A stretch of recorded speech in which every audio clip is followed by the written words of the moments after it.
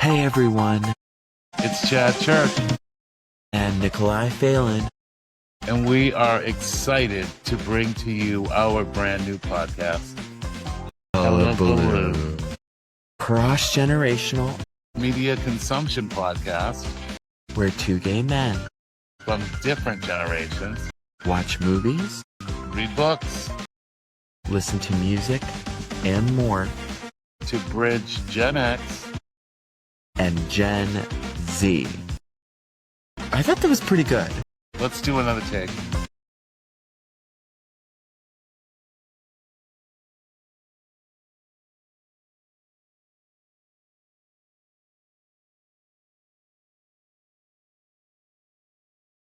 Everybody, welcome to Hullabaloo. Hey. I'm Nikolai Phelan, and this is...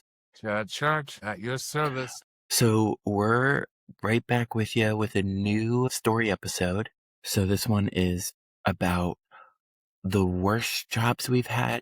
Bad jobs, bad bosses is what I think we called it, right? Yeah, which would be fun because I've had a few.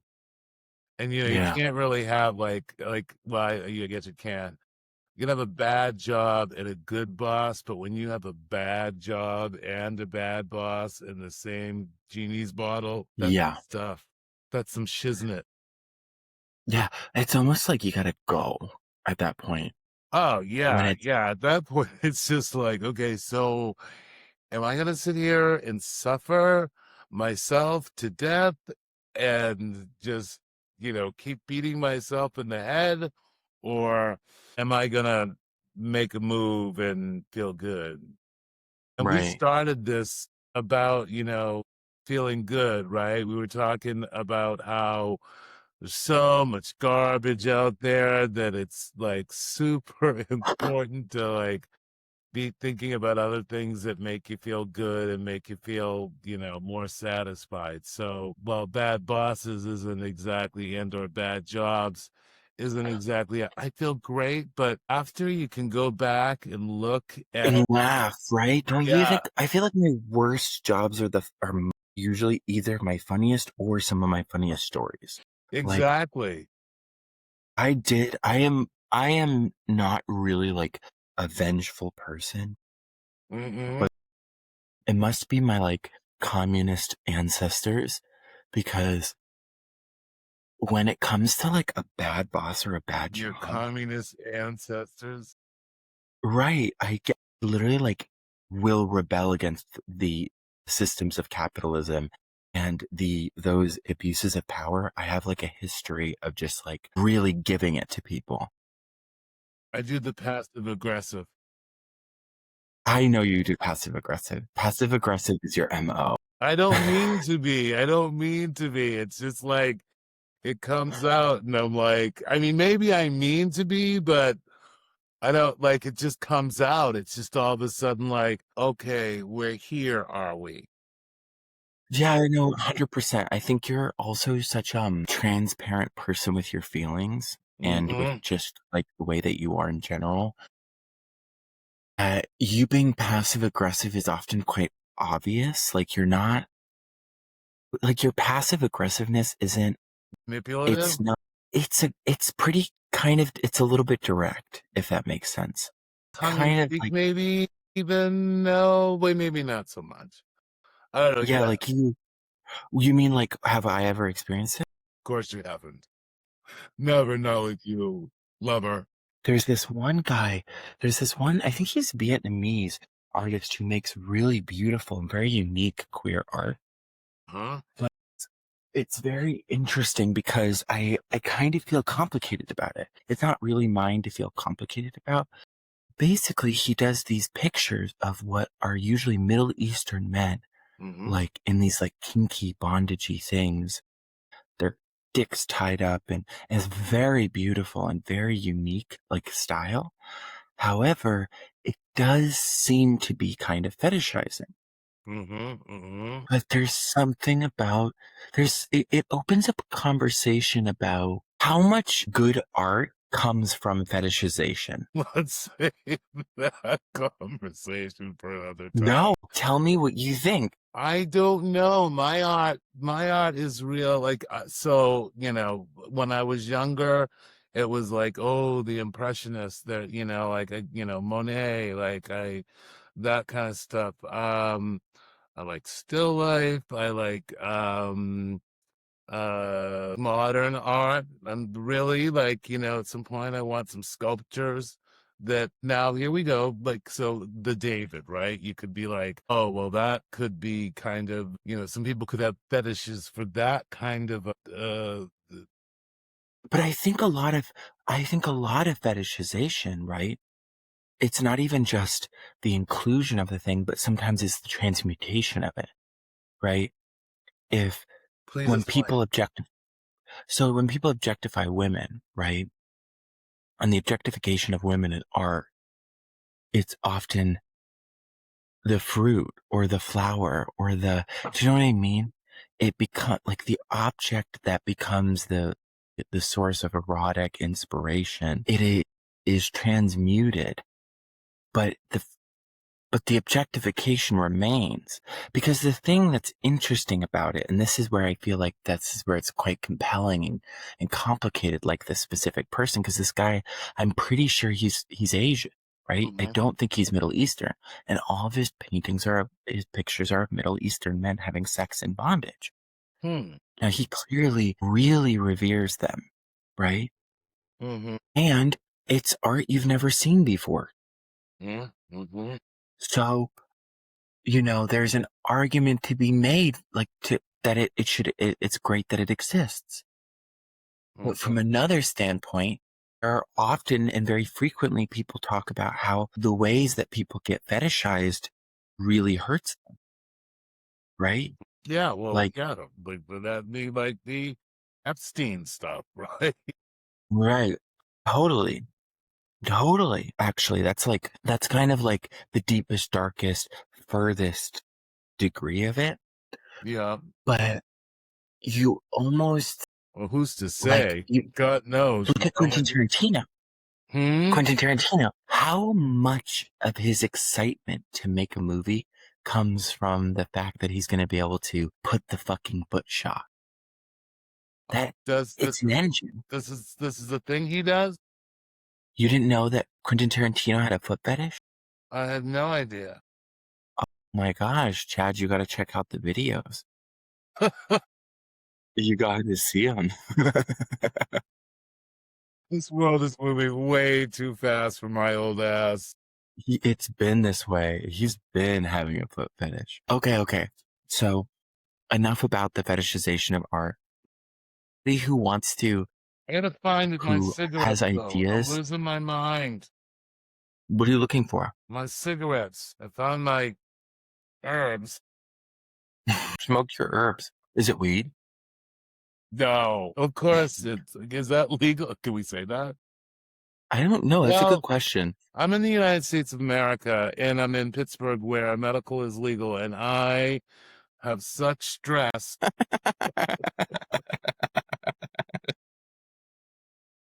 Anxiety.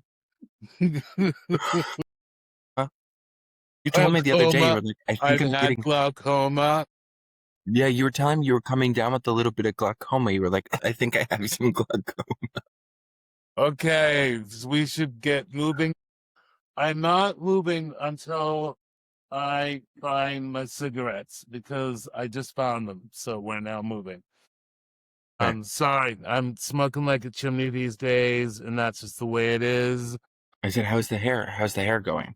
The hair is going good. It's It looks good. I mean, I gotta get the second transplant done, and then that'll We're do going it. to Turkey. What's that? We got to go to Turkey. Oh, I'm We're going, going to make, bro. You just gotta sign up. We just gotta go, like, okay, it's the 18th of February, and yeah, roll in there. And yeah. I'll tell you, it'll, for a few days, for a good week, it's not great, like, in terms of, like, just dealing with the itchiness and the scabbiness, and you look a little hellish. There you you look like, well, at least this is something you can. God bless you. No, listen, I have a secret. Did I tell you about this? Uh-oh. No, Chad, this is like a pin roll. It has a bunch of little picks like that, like you like roll your face and it like kind of makes micro tears. Yep. It's a microdermabrasion. I don't know what these are called. It's there's a word. But when I roll my forehead, it makes me want to sneeze. Really? Yeah, every time. And I'm like, what's going on with that? And it feels like it's like a hack because it's kind of like infinite orgasms. What's on your mind tonight, bro? Dude, Like, nothing. I'm It's all 3 a.m. sexed I'm out like tonight. insane. I know. I'm like, this is a totally different vibe for the pod, but I'm loving it. So fun. Okay, so story Horrible time. bosses, horrible jobs. You. Oh, me. Okay. So, I've got like a few. I mean, like everybody probably has a few of these, right? So I'm thinking the first one that comes to mind, is, and it's probably more because it's fun. And I mean, like, I don't know, for some reason today I'm in some kind of fun mood. I worked, and we have to make sure. So the statute of limitations across the board for everything is like 7 years, right? Like, isn't that the thing? You like do whatever you want if they don't get you for, well, except for murder. But if they don't catch you for 7 years, you're good. I think that's the way What is this for? the statute of limitations. What? I buried that bitch in no. I think, but wait, what's the statute of limitation? Everything's not 7 years. What? I think that's just your credit. No, it's not your credit.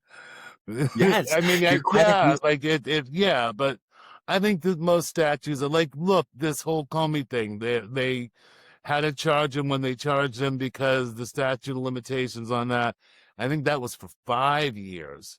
So mhm. I think I'm going to assume that the statute of limitations is okay with this. And if Strawberry's Records and Tapes wants to come after me now, I, They won't. you know, I don't know what they have to say.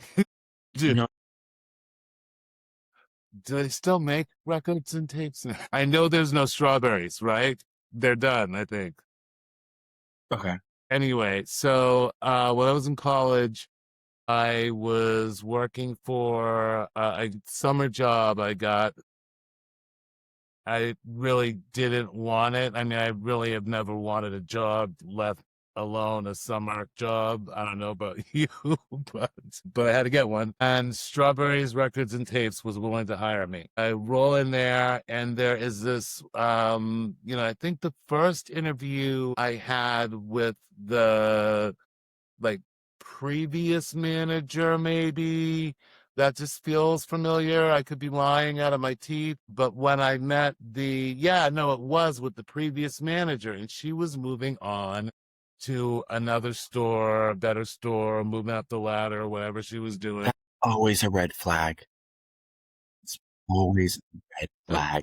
When they're like, I hope everything's great. I'm on my way out. And you're like, you seem so happy. Yeah, right, right. So No. she introduced me to I'll just use the first name, right? Like we'll try to play kind of hip hop, you know. Allison. And Allison was this she went to like BU, and she was creative, but like I think she was like a creative that you've dealt with recently. Maybe that's why when I was kind of telling you about my feelings about that creative, that it was so like visceral for me because Right. of the way Allison was.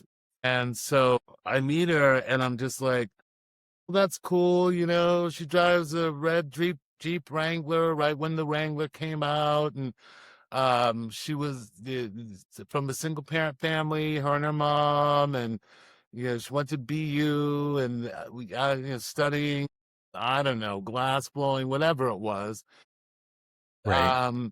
She is this like she's got the cat rim glasses thing going on, Hmm. and she's a little portly, kind of the like. I mean, not that. I mean, I am not going to body shame anyone because I can be body shamed immediately. But she had that portly peach kind of thing going on, and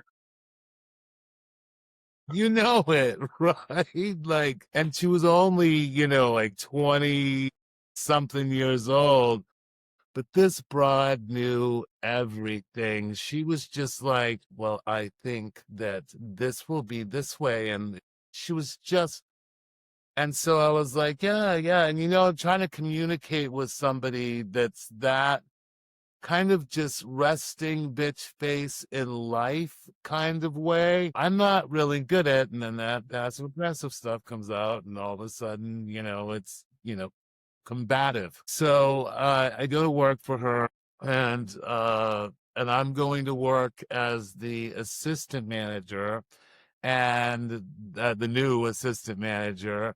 And a buddy of mine, his younger brother, his younger brother became a buddy of mine.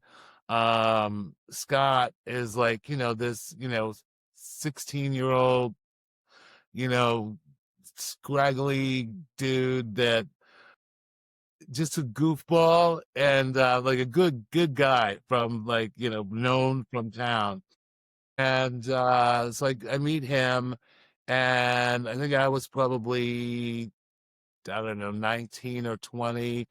And I walk in the door, and he sees me meeting Allison and going through the Allison thing, and he kind of nods and smiles. He knows who I am. I vaguely know who he is. And he's like, "You're gonna be the new assistant manager?" And he's just like, "Yeah." And I'm like, "Yeah." And I'm like, he's like, "That's awesome." Cause he knew my best buddy, John. They were in the same grade, a few years younger. And he's like, "That's awesome." And like, I'm like, "Oh, this is cool. Scott's here. We're going to do great." And then I meet Kara, whatever her name is, and she's like Allison's like best employee. And she goes to, like, some fancy all girls school in Vermont or something like that. And she thinks she's just the smartest thing since, I don't know, someone really smart. And as well, and she thought she was going to get the assistant manager position, but she couldn't because blah, blah, blah, bunch of crap. So I just got these two women, and then one other girl. I can't think of who she was, and she was cool from town as well. And but she was, maybe on her way out or something. And so I'm just like, this is gonna be misery, but I'm just gonna put up with these two gals that just really, really, think that their shit doesn't stink. And Allison had the worst, like the worst breath. She must have had a abscess. So she's like, portly peach, and her breath stinks like garbage. And she's always coming like right up to you in your face to, "Well, Chad, I think what you need to do is," and it would just be like, "Yeah, I'll get right on that." And I was in the party mode of one of the pieces of the party mode of my life. And I'm home for the summer from school in New Mexico. And I'm just out raging like a drunk at the bar every night.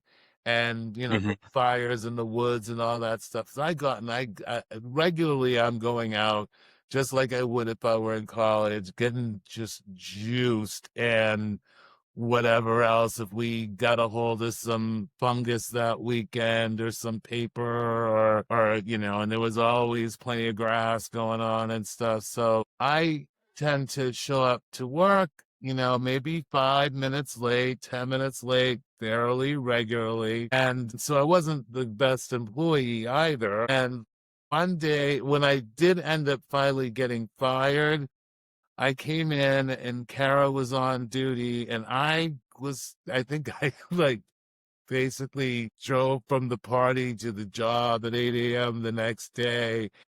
Kara was working, and she knocked me out. And then all of a sudden I'm on the phone with Allison, and she's just like, "I'm coming in. This is my day off."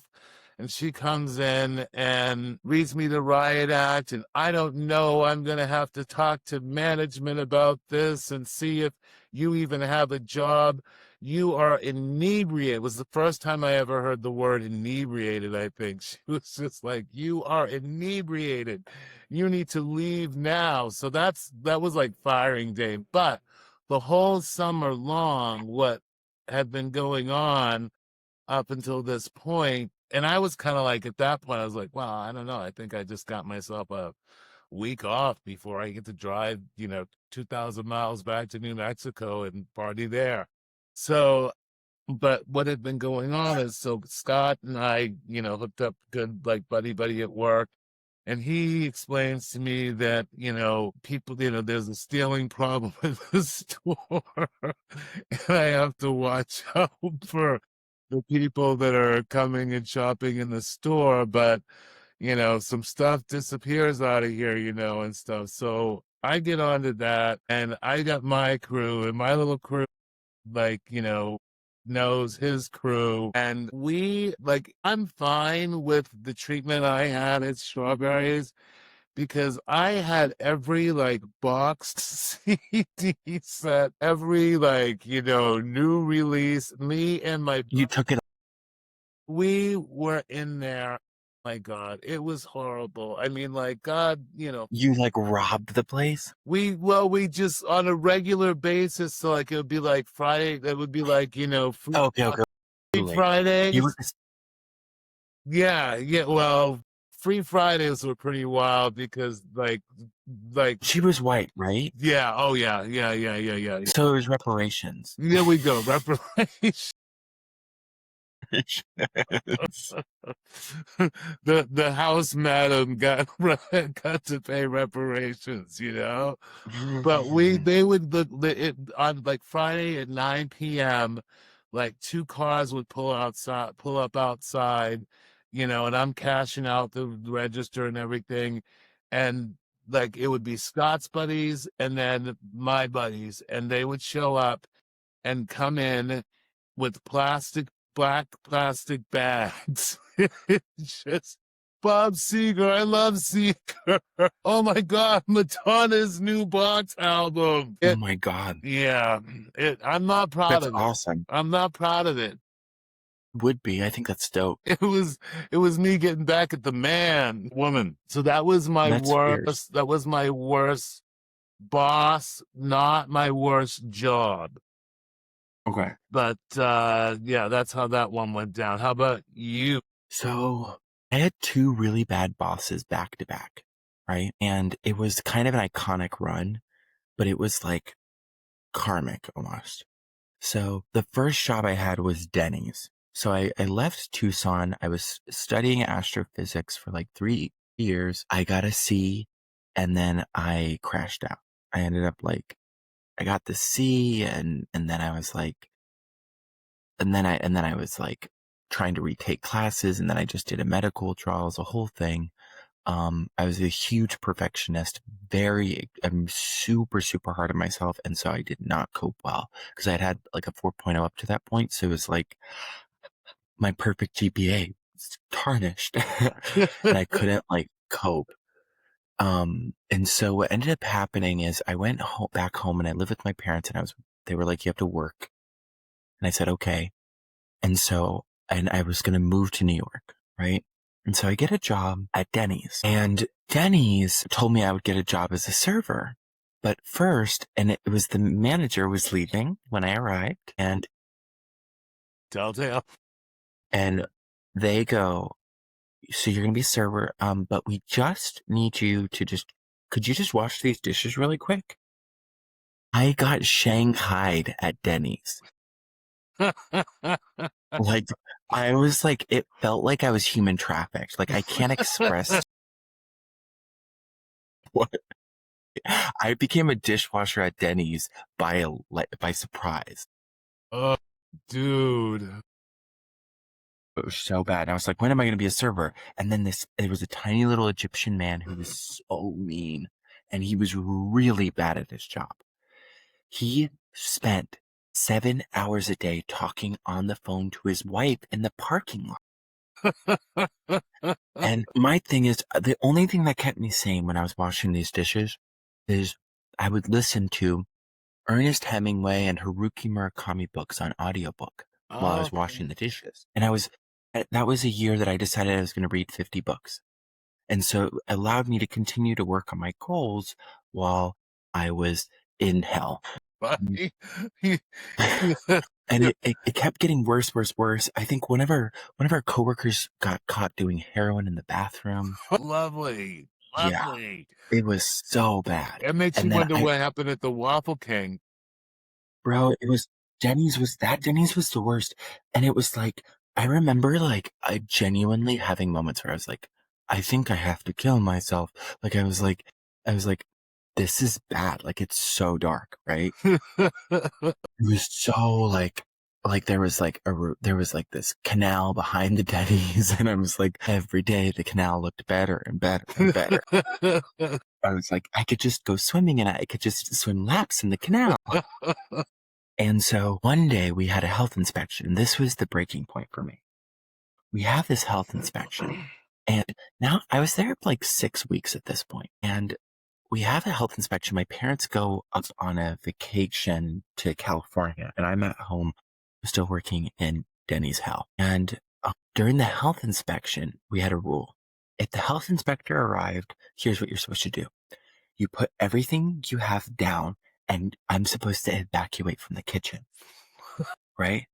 Evacuate? Yeah, I'm just supposed to leave the kitchen. I'm doing that. I go, oh, okay. Tiny Egyptian man grabs me and he says, no, stay, wash this, wash that. And I go, no, they told us to leave everything. This was part of my training. And he goes, no, keep washing.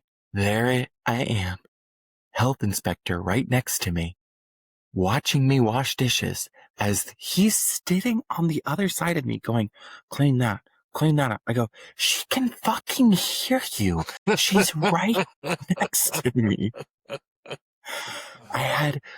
There was a moment, and I remember it so vividly, Chad, where I thought to myself, I should just say, there's cockroaches everywhere. Run back. And so when I didn't do that, then we got like a 90% out of 100. And they were like, the only reason we were dinged 10 points is because of the washroom. And then he called me out by name and said, because of Nikolai. Wow. Bro, I was like, I have literally worked at jobs where I've been like subjected to like full on abuse. So I said, you're going to get yours, little man. I was like, you're done for. Dead meat, bro. And so I waited till a very special day. I was like, I'm going to quit. I ended up getting a job at BuildABear, which is the next story, because bad boss to bad boss. And so what happens is I get this job at BuildABear. I go, okay, I can leave Denny's. And I ended up like calling two of my friends. By the way, they weren't really my close friends. They were like people that was like friendly with, but that like I knew kind of wanted to be closer to me. And so I was like, they'll probably be down to hang out if I say something, right? So, and they were, and we did hang, and I'm not really friends with that many people from Arizona now, but a few. But basically, I go with these two friends, and I wear a fur coat in the middle of August. It's Arizona. And I put on big sunglasses, and I said, bring coats. And we all wore coats, and they're like, why do we have coats? It was Jenna and my friend Leo. And we get in a taxi, an Uber Select, and we ride it 1 mile to Denny's. And I get out with them, and I walk in, and I go, I'm here for my check. And the tiny Egyptian man, whose name I don't remember, but his face remains indelibly marked in my mind, says, what? And I said, I'm quitting. And he was like, huh? And I said, quitting. And then I took the check, snapped my fingers, and we went back out to the waiting Uber Select, and we rode it 1 mile back to my house. And I was like, hell yes.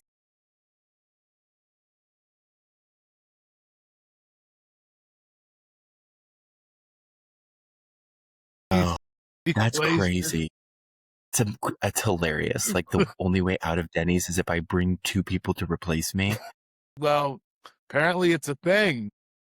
That's a total thing, isn't it, in human trafficking? Okay, so then I go to BuildABear, right? Now, the reason I got the job at BuildABear is I went into BuildABear, and there were all these little stands, and there was this big girl, Victoria, who had purple hair. She was a furry, I would come to find out.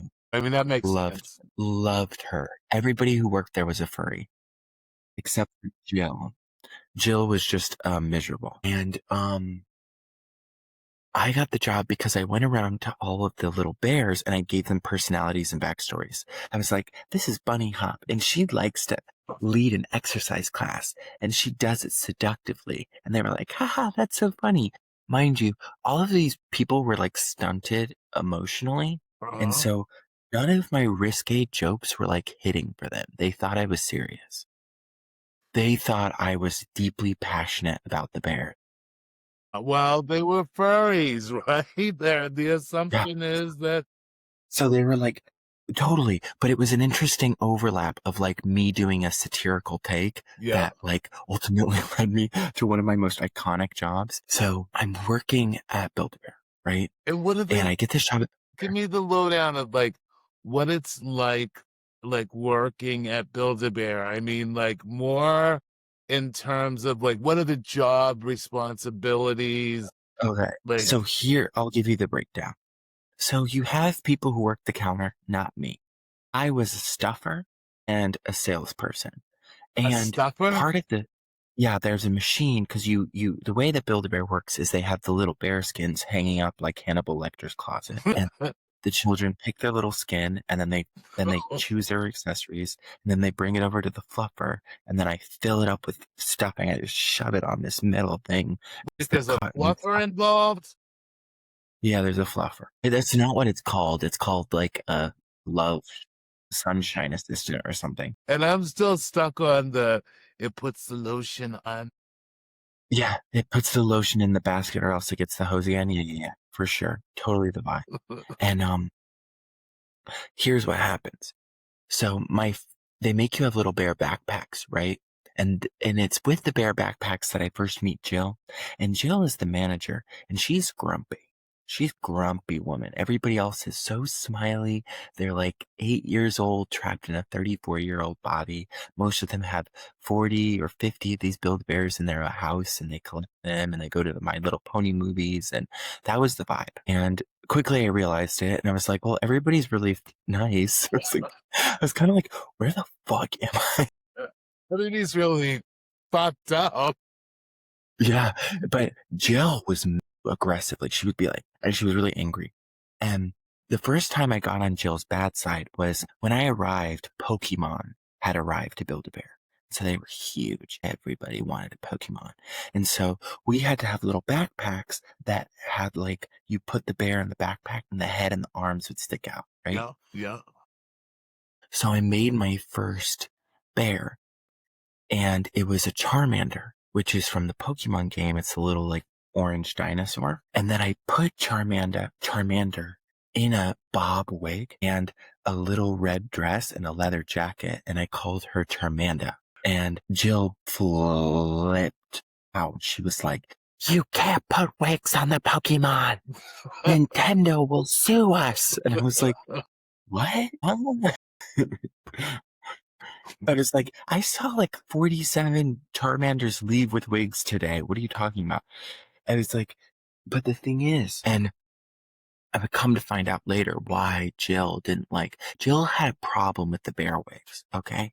And so we're going to let that sit in the mystery of the Build-A-Bear. Jill had a problem with the bear wigs. She would walk past the bear wigs and she'd go, I don't like the bear wigs. And you'd be like, geez, Jill, chill out. Can you imagine that? That was her job. I mean, that kind of like with the Allison thing too, right? Like this is these people's job and they are like, but you know, like here's this, right. I'm drawing the line. No wigs on the Build-A-Bears, you know? That's the thing. It was the bear wigs, right? She didn't like them. I don't like the wigs. I don't like the wigs. And you're like, what's your problem? Okay. Second, so next month comes and I have to make a new bear because every month you switch it out. And so I made a little T-Rex that I put in a wedding dress. And originally her name was Ranny. And then I had to change it because that term fell out of fashion. And so right. Her name was Ranny. You were gonna have every fucking book banned. Literally. And the thing is, I called her Ranny and none of them knew. Like none of them put it two and two together. They said, "Oh, it's Ranny," and they're all just saying it. And I was like, "What the fuck?" And this is, when was this? What was the, like, so this is like, I was 20. This is when I was 20 years old. So this is like 8 years ago where, wow. Yeah. That's interesting. Like, because I wonder, like, I mean, clearly 8 years ago. So, well, then that would have been like during Obama's administration. No. It would have been Trump. Trump first term. Oh, Jesus. It was Trump. It was early years of Trump. And you're rolling around going, Ranny. No wonder why this guy's got a problem. It coalesced with the falling out of the term. Everybody said, we don't use that term anymore. I said, no worries. We're just going to go do a quick rebrand in the back. I came back out. Her new identity was Bridezilla. Okay? It was Bridezilla. And so T-Rex in the wedding dress, I would always make sure her veil was over her face. And the way I'd interact with the customers is I'd say, is her veil covering her face? And they'd say, yeah. And I go, oh, thank God. I was worried. Her husband can't see her before the wedding. She's getting married. And they'd be like, yes. And then if I liked them, I go, you seem kind of cool. And they'd be like, I am. And I'd be like, awesome. Can you keep a secret? Sure. Great. Okay. The truth is, she's actually a mail order bride from Romania.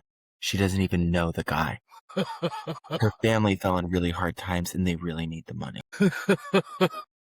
Do you want me to show you some of the scents over here or the record your own chips?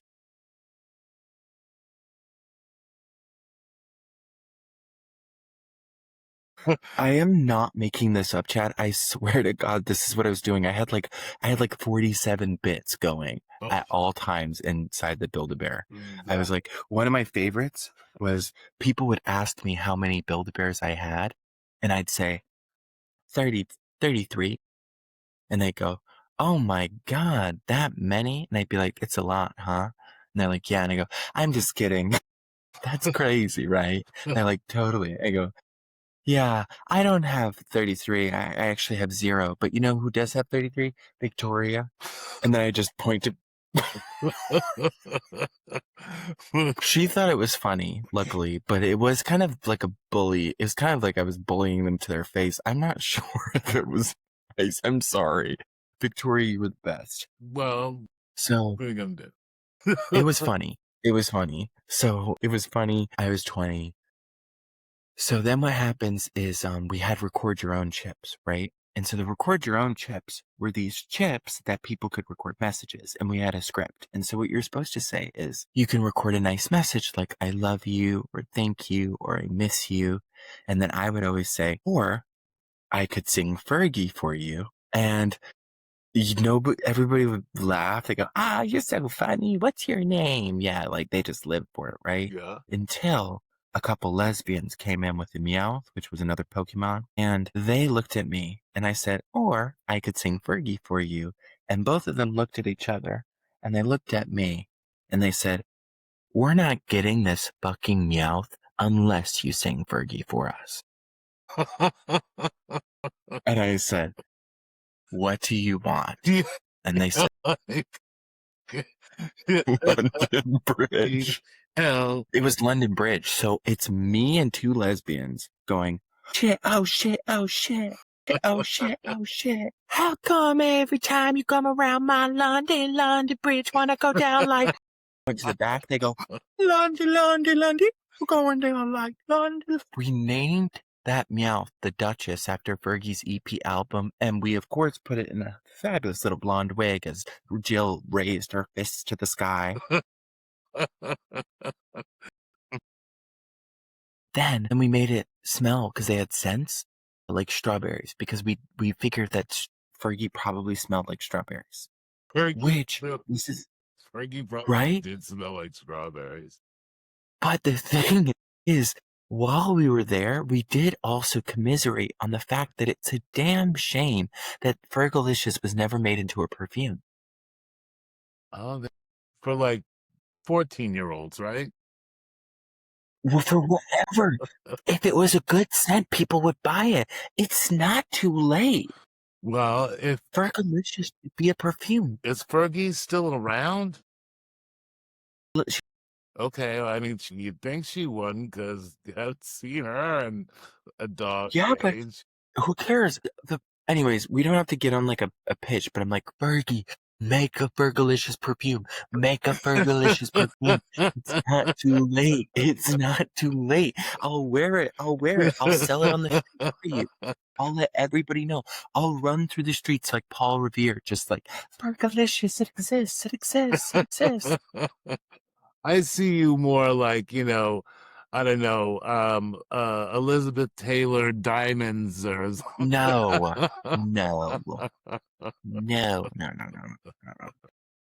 I wouldn't. I would layer up Fergalicious perfume. I would have it I put it like on my shoulders, keep the Versace towards the neck. People brush up against me. Oh, you smell nice. And they get closer. You smell really nice. Oh, there you go. Like kind of like drawing them in. Yeah. You have to create like it's a pheromone. Field. Yeah. Like a field of pheromones. Totally. That's the vibe. A pheromone field. It's like a force field around you. You're like, yes, I used bergamot to bring him in, and then I used the sandalwood to make him stay. It's like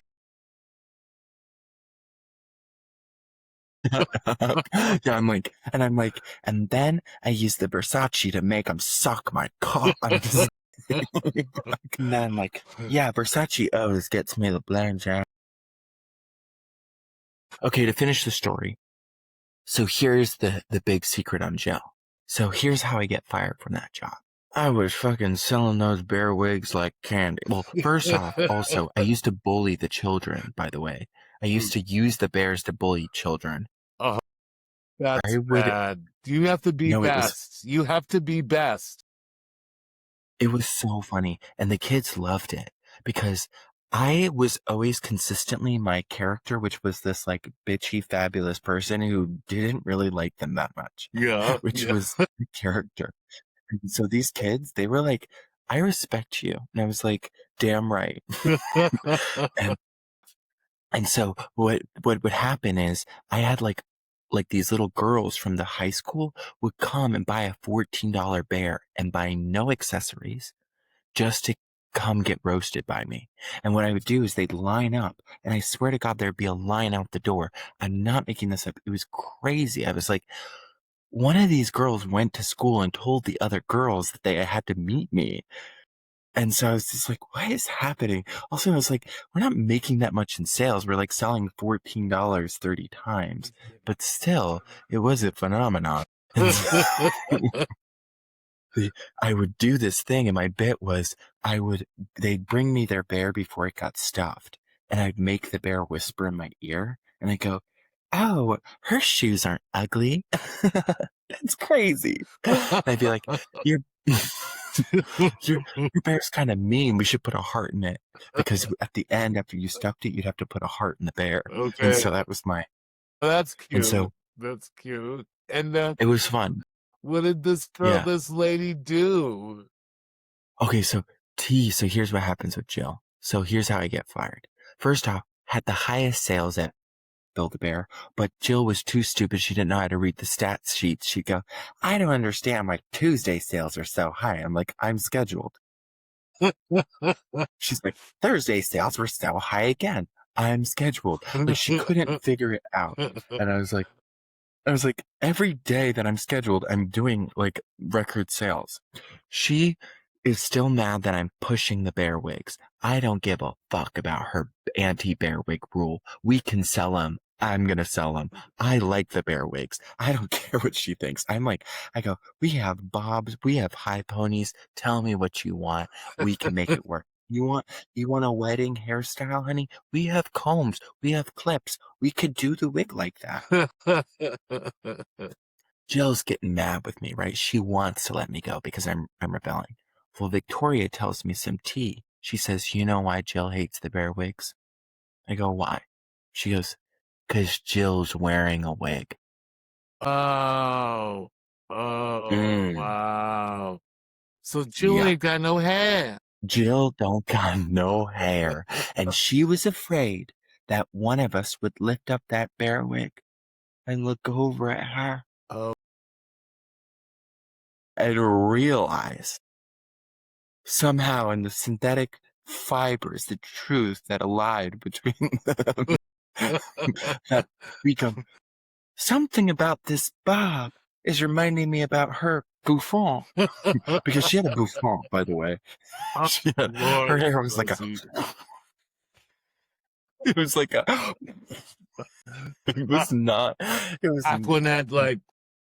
Yeah, totally. It wasn't like some elegant hairstyle. It was like a... Nice. Like, it was a like toupee. Bitch can't even wear a wig right. She couldn't. I was like, buy a better one. I go, try the bear wigs. They're really good. I like them. I'm like, we should use those as a model to see what could fit with her face shape. Eventually, she was like, she got mad that I ended up getting hired at my dad ended up hiring me as a maintenance man, which we talked about, I think, on a different. Yeah, I vaguely remember talking about. I think it came up in a different part when I used to have when I was running the secret TikTok channel at my dad's job where I was a maintenance man, and the TikTok channel was the gay maintenance man who's not that good at his job. Oh. That was a whole other chapter, but yeah, it was kind of an iconic run of jobs. But basically, she got mad that I accepted another job and that I was going to make them part-time. She said, you had this one first. I go, bitch, you've only been giving me 15 hours a week. So, and she was like, plus you've been getting on with those bear wigs and not listening to my rules. And I looked at Jill and I said, fine, Jill, I quit. But by the way, you should probably get yourself a lace front.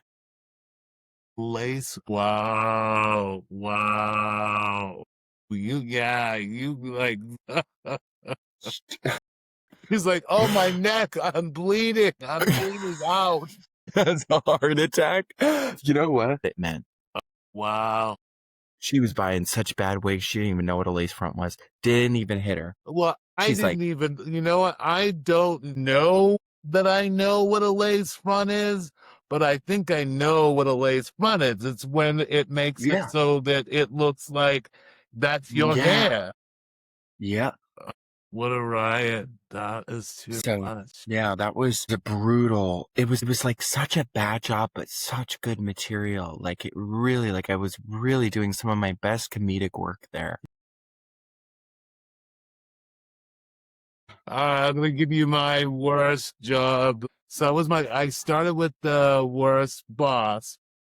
And worst job. After college, the summer I had this, the whole graduation thing goes on. And then my dad and my sister come out to New Mexico to get me or to see me walk, and which I did, but I still am 2 credits shy of my degree. Or really? 3. It's an algebra class. Oh my God. I just Mr. Rocket Scientist wouldn't understand this, but the algebra class did me in. I'm not a math guy. I'm not a math guy. I mean, I can count money and shit, but so anyway, I'm like, yeah, well, I'm gonna go to, and the grade wasn't in yet, so I thought everything was maybe cool. Right. But it wasn't. So I'm collecting all... But it wasn't. Well, I'm gonna do one, right? So I'm collecting all the the gift money and shit. And I, like I said, I thought, anyway, that doesn't matter. So I decided, though, the way that I was going to finance myself as a human being out there in the what was going to be the real world that next fall was that I would go to Alaska and work on a fishing vessel. So I get in my beat up Audi 5000 1984 that like shouldn't be driven from New Mexico to Alaska under most sane circumstances for people. And they drive up there, and I'm out there in my, Dockers and penny loafers with my button. You worked in Alaska Yeah, I drove up. on a fishing? Yeah, well, the goal was to get on the fishing boats, but I'd show up and they'd be like, "Yeah, that sweater's gonna get awfully dirty if you're out here trying to fish and stuff." And it wasn't gonna work, right? So I was just like Mr. Preppy, and just not and I think I'm well spoken and stuff, and they're looking for you can fight a whale. Think that it was any racism? Because Alaska's kind of Republican, no? Yeah, that was when Alaska was just like good, solid, hardworking, straightforward people. Like, a lot of a lot of these. I mean, I would have felt that way about an Iowa or any number, Nebraska, any of these other number of places at that time. I forget that it used to be different before we had like this internet and indoctrination that like made people who would have probably just trusted their gut, been open to new experiences, kind of said, you seem like a good enough person. Yeah. And then just had their own biases, are like had those biases activated, reinforced, and turned into bigotry. Exactly. Well, it's all just, it's justified, or that what the Republican Party has done is justified so much of the people's ignorance of what their hate is, and their anger about not, like, it's like, if you have that job or you drive that car, then you're taking it from me, and so anyway, I don't want to get I'll go down a rabbit hole. But so I drive up there, and there, I'm just not having any luck getting on a boat by any means, and I finally run into some people that are like, I finally realize I'm going to need to go look at a cannery for the summer. And because like now I'm in Alaska, I have what little money I have, but it takes money to get to Alaska. The idea is, so I'm going to yank in like, 30 grand this summer and start my life with some money, Right. It's a smart move. It was a smart move. It's an interesting risk to take. A little bit of a risk taker. Oh, anyway, I get on at this cannery called Trans Aqua, and we called it Trans Auschwitz. And this is on the Kenai Peninsula. I thought, I'm going to work hard and I'm going to live a rugged life for the summer. And so I had my tent, and I had, my fake, like a BB gun pistol. And, I was out there in the tundra, and, I go to this place, I get on and, at the cannery, and I started there. Have you ever heard about what the cannery work looks like?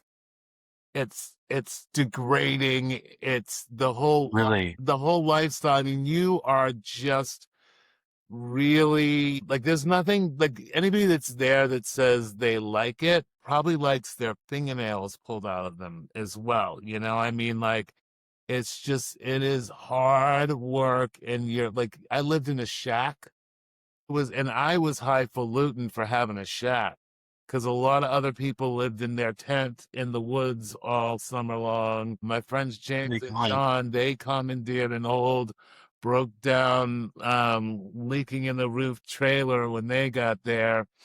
And the hours the what you're doing there's different jobs in the cannery, right? So at the end of the line, there's a big, huge bin that what they call it, the flopper, the hopper, a big hopper, where the forklifts would bring these tubs of all the salmon in. They'd dump it in the hopper, and there'd be like two guys up there controlling the flow of these big, big. I mean, like if they could get king salmon, it's as big as me, you know, and those would be kept out separate. But I mean, you know, think of my thigh as a fish, you know, or like my whole leg, and this stuff is just, and then it's mixed with fish that are, you know, my arm size. And there's this whole, they go in that hopper, and then there's people that are like shooting the different sizes, different ways, till they get to this bandsaw or whatever that just like cuts them in half and like, you know, fillets them. And gotta have somebody like take all the filleted bones and shit out of off of the conveyor belt. And there is blood and My and fucking gore God. and water everywhere. And then it gets down the slime line. Now that they've been sliced open, filleted open, there's people with these, like a whole line of people with these like spoons that have water coming out of them that are hooked up to a tube that has water coming out of them, and they're cleaning all the real guts out and stuff. And then it goes down and so there's just guts and blood everywhere. And you're doing this for like, you know, 8 hours. No, like I think it was like maybe 6 hours, 30-minute break, 6 hours, 15-minute break. You know, maybe then you can go home if it's a slow day. If it's the big day, like there were times where people would be working like 18 hours, you know, and the thing was maybe you get like a 4-hour break in between. And the thing, that's where you made the money, because you're like all of a sudden you're working like overtime, double overtime, triple overtime at like Right. you know, $11 an hour or something. So Oh my God. yeah. And I was so good at my job that and then What James, was your job? my job at starting out, it was whatever they'd put me on, which would be like, but they'd be like, okay, you're on the slime line today, you're doing this, you're doing that. And so I would end up like, I think a lot of time, like a couple times, like I would have killed myself, Chad. That is my nightmare. Anything that involves a conveyor belt is not for me. I'm gonna have to send you a picture of like what this it is some sick, you would just it's just vile. Yeah, you would. Do you still like fish? Everything smells like fish. No, but do you still like fish? Like Oh, I after thought you said experience, smell like fish. are you like, does fish hit the same? I still, yeah, I still, I mean, like if you think about any, you'd be like, you still eat chicken, you know, they don't get it. I haven't worked in a chicken factory though. This is true, right? You know, the process itself, it's funny, but as disgusting as it is, it's actually a clean process, you know? And so, but that shit goes on for like, you know, like it said, like 18 hours and stuff at a time. So it gets to the point where you will have guts everywhere in the water, and there's always water being like applied somewhere. And at the end, there's like, they try to get the youngest, prettiest girls, because girls will go up there and do this shit. And they would handle the roe. So when the pregnant salmon went through, and the roe was inside, it would go out to the side, and you'd have to have very smooth, like nice hands, and not be like rough. And so, and it was always the Japanese always wanted the women doing that, but everyone, The Japanese? yeah. Oh, that's This was a Japanese-owned yeah. cannery? I think a lot of them, or most of them, are up there. In Alaska. Yeah. Wow, that's interesting. I guess I was imagining some woman with brown hair and like a hunched back who had a lot, like a gun collection, being like, "Get the fish." This is like 100 people, like on that cannery. When I went to apply for the job, there was a line of just the dirtiest young college people imaginable. Everybody smoked. How much money did you make doing it? I made so little money that year. I think on the way out of Alaska, I called my father and I was like, "Listen, it's getting cold and dark here, and it's gonna like be dark 24 hours a day, and it was a bad fishing season, and like, so half of that summer we sat around outside of our shacks, like, people that had beer money had beer money. If you didn't have beer money, someone might be nice and be like, hey, you want a beer? And like eating ramen noodles, like starving, waiting for the run to come. And then it happened a few times, but the end of summer, I think I might have had $800 or $1,200. And I called my father and I'm like, I've got to get back to the lower 48. And he's like, I told you, this was stupid, I have so much to say about this, but So we'll talk more about this whole thing. we'll go offline. This is incredibly fascinating. Yeah. I am deeply enthralled. I climbed like, I don't know, 12 or 14,000. I think it was a 14,000 foot mountain peak in my penny loafers and khaki. Because you were like, I didn't have about all I was like, and my buddy James was like, oh, we're gonna go on a little special mission today, all of us, our little crew. And he's like, I'm not telling tomorrow. I'm not telling anybody what it is. So we all getting like, one guy's got a car that's working, one guy doesn't, or my car, and this guy's other car. We all get down to the mountain, and I'm like sitting at the mountain base, and everyone's like hanging out. It's like 8 o'clock in the morning. I'm like, why did we get up so early on our day off to, be here? Like, what are we doing? Like, what's the plan? Where's the party? And my buddy James is like, see that there? We're going there. And I was like, I don't know about like going there. They were all in sneakers and hiking boots and shit, like, because that's how they dressed, and I just have like Ralph Lauren shit. Anyway, ultimately, my job ended up being on the cleanup crew. It was the best job that most anybody could get. Every once in a while, they would have me sort some row, myself or James, because, we're good talkers with the management or whatever. But we got on the cleanup crew, and we would have to, but that was a cool thing, because then you wouldn't have to work like 18 hours just slaving. Like when people on the slab line are just like doing that for. Dude, I couldn't. It's like I used to, when I was washing dishes, it was like that, because they needed to have 2 dishwashers and they refused to hire them. And so the pots would stack up and fill.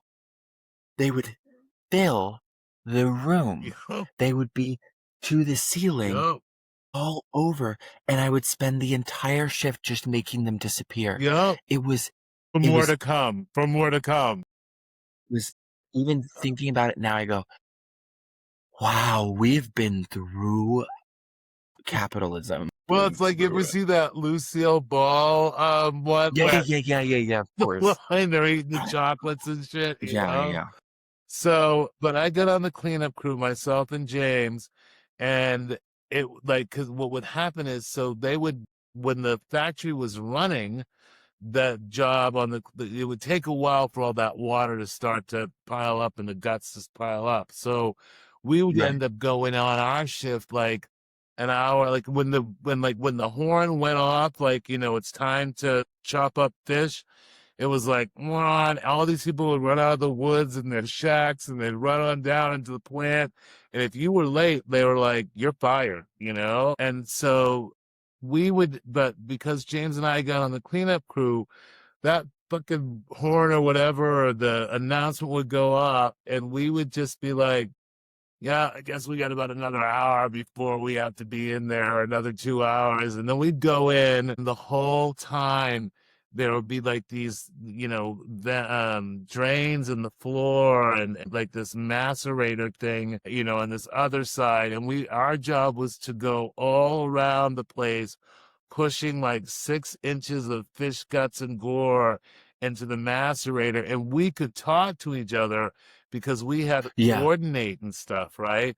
But the yeah. other people on the line, it was like, Couldn't talk. yeah, you could lose your job over talking. They would come in and then be like, do not talk, do not, and like go Yeah. out. Yeah, that was not a fun place. And people would just be sitting there. I'm not talking. I'm not talking. Yeah. Hey, they're here. They're Yeah. here. Don't talk. Don't talk and stuff. Totally. So James and I would squish fish guts down the drain for like, 6 hours. And then, they'd take a break. We'd get the break that they got. And then like we'd come back in and it would start up again. It was just kind of like you got to cheat the system just enough to maintain your Yeah. your brain, and you also had the social interaction of everybody whom you wanted to interact with that was on the line just looking at you like, you motherfucker, you can talk to anybody you want whenever you want, and all you're doing is squishing Oh, I bet. guts. Yeah. And you make it fun. I made it fun, to Yeah. do that. When did you, like, end up, like, so you were there and you're doing it, but you say you were, like, kind of also weren't working for a lot of it, Yeah. right? So it took forever. This was like right after the Exxon Valdez crashed Mhm. tanker crash, I guess, ran aground.